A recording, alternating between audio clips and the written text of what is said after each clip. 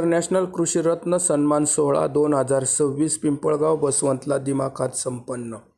कृषी क्षेत्रात उल्लेखनीय कार्य करून समाजासमोर आदर्श निर्माण करणाऱ्या कर्तृत्ववान शेतकरी बांधवांचा गौरव करण्यासाठी rotary club of Pimpalgaon Baswant आणि rotary club of Nashik west यांच्या संयुक्त विद्यमाने रोटरी एन्क्लेव्ह नाशिक यांच्या मार्गदर्शनाखाली आयोजित रोटरी इंटरनॅशनल कृषीरत्न सन्मान सोहळा 2026 मान्यवरांच्या उपस्थितीत नुकताच संपन्न झाला. पिंपळगावच्या बसवंत गार्डन येथे संपन्न झालेल्या या कार्यक्रमात कृषी क्षेत्रातील नाविन्यपूर्ण उपक्रम, शाश्वत शेती पद्धती, जलसंवर्धन, गुणवत्तापूर्ण उत्पादन, आधुनिक तंत्रज्ञानाचा वापर आणि शेतकरी बांधवांना प्रेरणा देणाऱ्या कर्तबगार शेतकऱ्यांचा यावेळी गौरव आणि सन्मान करण्यात आला. कार्यक्रमास कृषीरत्न अनिल तात्या मेहर प्रमुख पाहुणे म्हणून उपस्थित होते.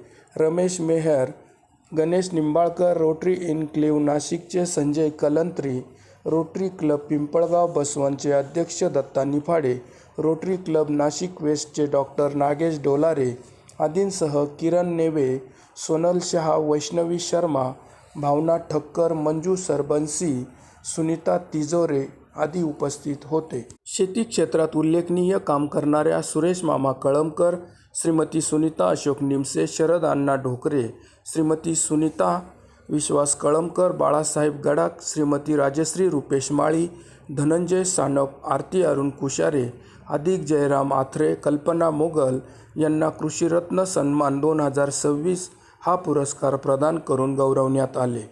ज्योती प्रमोद पाटील आणि मनीषा सुनील पिंगळे यांना बेसाई संस्थेचा कृषी शक्ती पुरस्कार देऊन यावेळी सन्मानित करण्यात आले.